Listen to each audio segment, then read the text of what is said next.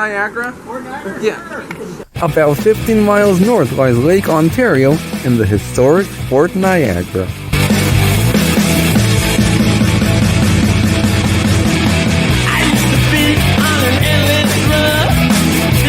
Miracles, 'cause I won. I've been blessed with the power to survive. After all these years of still alive, I'm out here kicking with the band. I'm no longer a solitary man. Every day my time runs out. Live like a fool, that's what I was about. Oh, I believe in miracles. In a better world for me and you. Oh, I believe in miracles.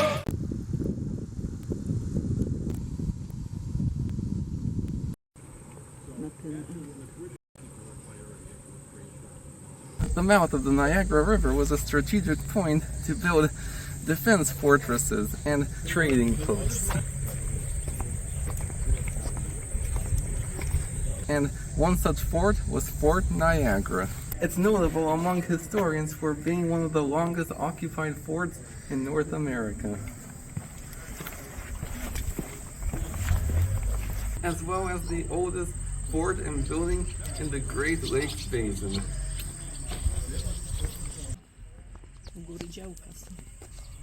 Yeah? That's okay.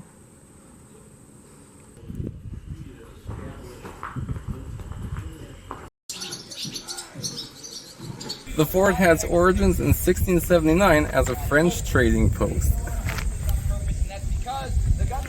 By 1726, they had constructed the large stone building we see today, which has been dubbed as the French Castle. It was surrounded by a wooden stockade and designed to house up to 40 soldiers.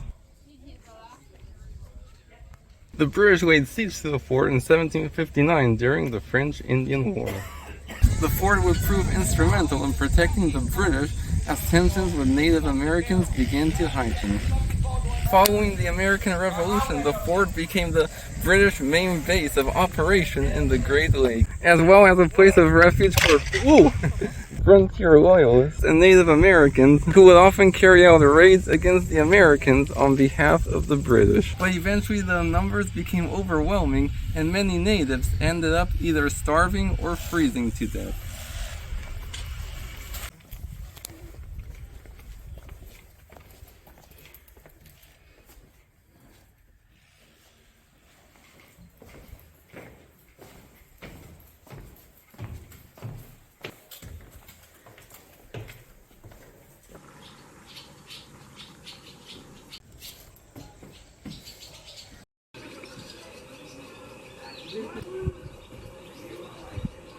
In 1776, the fort was officially turned over to the Americans.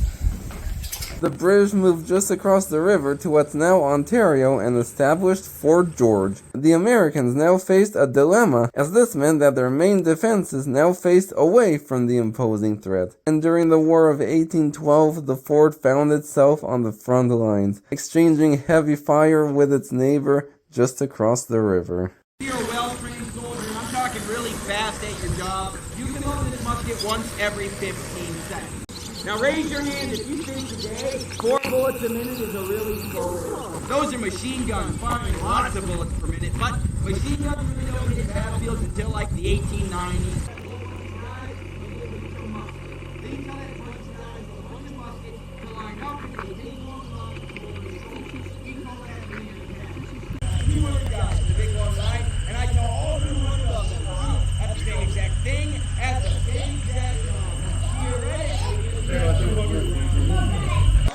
Back then, was a bad idea, especially since no one had a machine gun yet.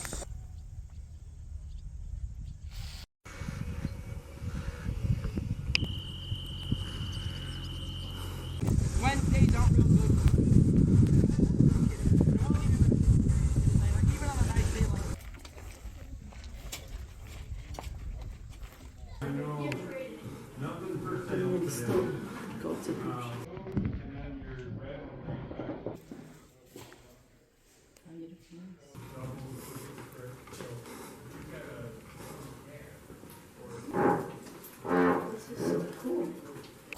So, Real production, like you could bake 50 to 60 loaves at a time. Guaranteed these rations every day if you're a soldier. So the person working here would have been a professional baker.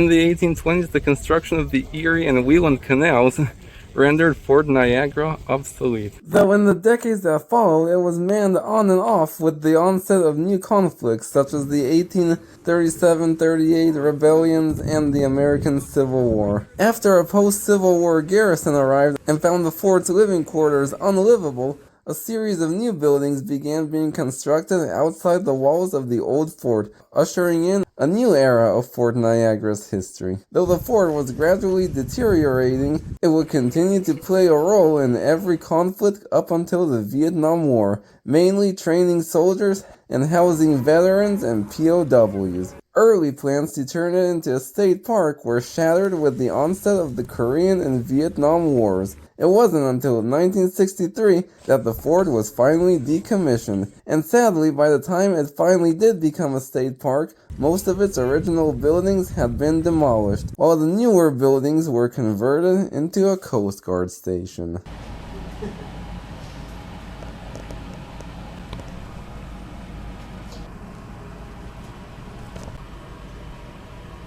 Back then, when you took a vacation, you didn't take a vacation for a week. We're here, had money, and built up Niagara Falls. And they came to place of history. Yeah, we saw that yesterday, and it was very commercial. Yeah. Where the U.S. side is more historic and heritage.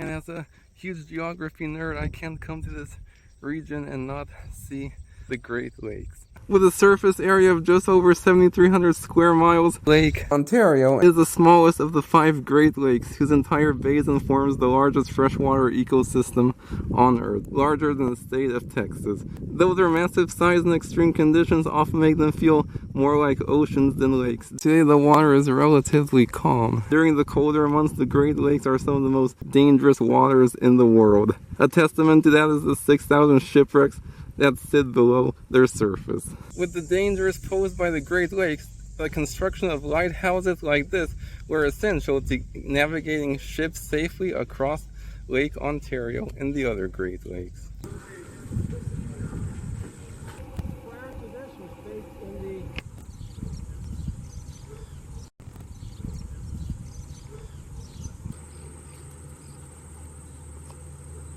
Yeah, if you don't want to rent a car, there's a free shuttle that'll take you to all the attractions. Yeah. My next stop is the historic town of Lewiston.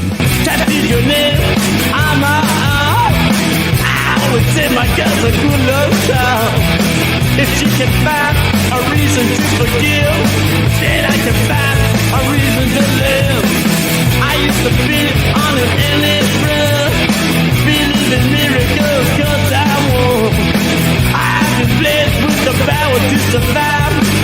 After all these years, I'm still alive.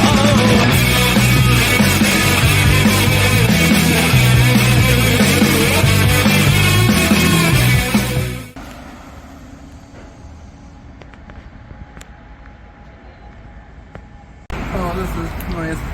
Fort Niagara took faster than we expected, so we stopped in the small town of Lewiston. The present-day town was officially established in 1818, having grown from what was the oldest European settlement in western New York, dating back to the arrival of a French explorer in 1615. The town is named in honor of the 3rd Governor of New York, war hero and Declaration of Independence signer, Morgan Lewis. It was also here that during the War of 1812, a brave group of Tuscarora Indians, vastly outnumbered, put their lives on the line to deter the British Army and their native allies, who were seeking retaliation for the burning of Newark. Even though the town was looted and burned to the ground, their bravery allowed most of the townspeople to flee to safety. As a result, there were only 4 civilian casualties after the Brits' native allies got drunk off looted wine and started fighting amongst civilians, the British, and even themselves. Despite its violent history, Today, the town boasts a proud reputation for having the lowest crime rate in New York State.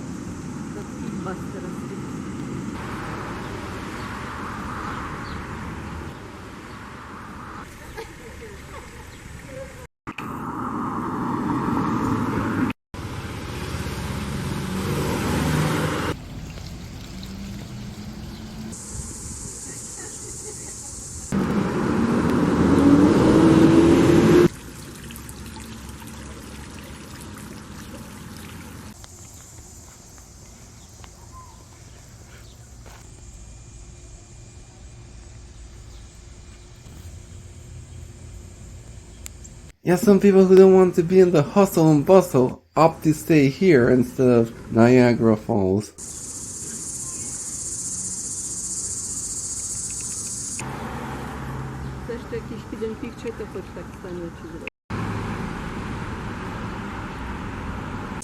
It's a museum's review, ale...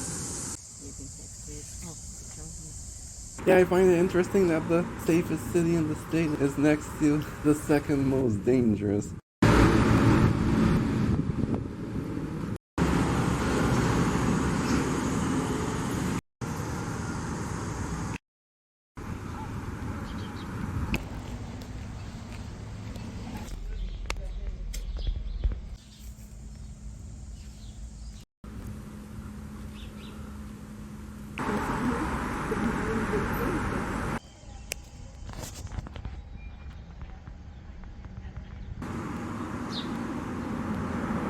And no matter how far you are from the southern border, it seems every place in the US has a Mexican restaurant. So I picked up one of my favorite drinks, horchata or rice water. I've only ever had it once in Mexico, but here most Mexican restaurants serve it. And there weren't very many options to eat, so I decided to try the town's famous Apple Granny restaurant. And I've been wanting to try some authentic French food for a long time, so I ordered some French onion soup.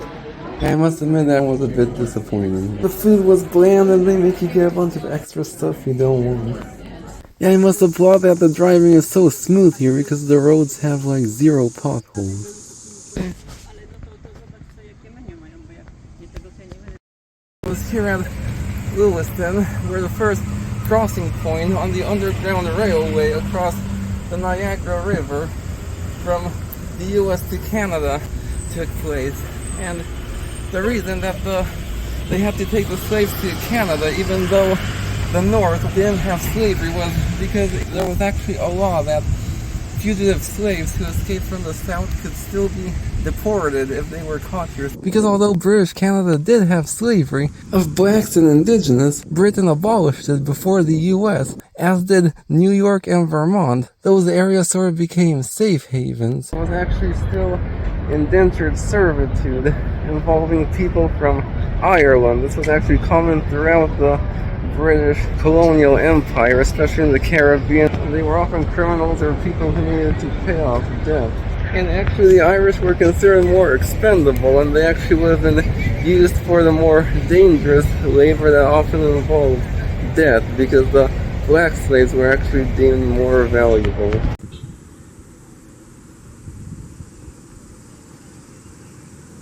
Yeah, I was debating whether or not it was worth stopping here, and it really was. It doesn't have much, but it's a very traditional northeastern town. And just on the other side of the river is Canada, but with the nearest land crossing being several miles to the south and no ferry service, we'll have to save that for another day. My last stop of the day is the Whirlpool State Park.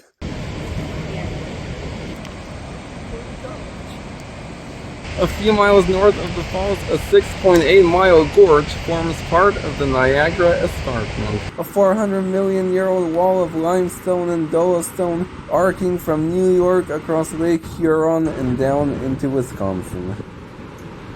12,000 years ago, Niagara Falls wasn't at its present location, it was here. The gorge formed as a result of Niagara Falls moving at a rate of 1 foot per year, eroding the soft limestone and dolostone settlement along with it. Right below me is the region's famous whirlpool, and would you believe if I told you that 5,000 years ago, Niagara Falls stood right here? The movement and erosion of the falls resulted in the formation of a swirling eddy and naturally flows in a counterclockwise direction, which is opposite of the way whirlpools usually flow in the northern hemisphere, and just upstream is a stretch of Class 6 white water that has been dubbed the Himalaya Waves. The highest navigable white water is Class 5. These are some of the largest rapids on Earth. And for more than 100 years, the aerocar has been taking passengers 250 feet over the treacherous whirlpool. In operation since 1916, the aerocar was assembled in Spain and is the brainchild of a Spanish engineer. But if you want to ride it, you'll need your passport, as you can only ride it from Canada. And there's actually some people down there swimming.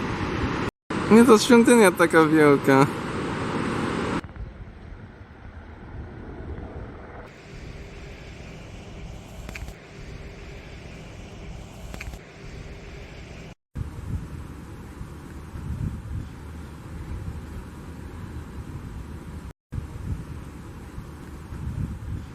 And just across the street from the whirlpool lies a complex of abandoned buildings which were once part of the Deveaux school district. Constructed in 1855 in the Gothic style, this once thriving school district once provided education to orphans and young men interested in academic, trade, religious, linguistic, and military training, before ultimately closing its doors in 1972. Its most impressive structure is the old Shuttle Hall. Named in honor of Jacob F. Shuttle, a German-born entrepreneur who was a pioneer in harnessing the hydroelectric power of Niagara Falls.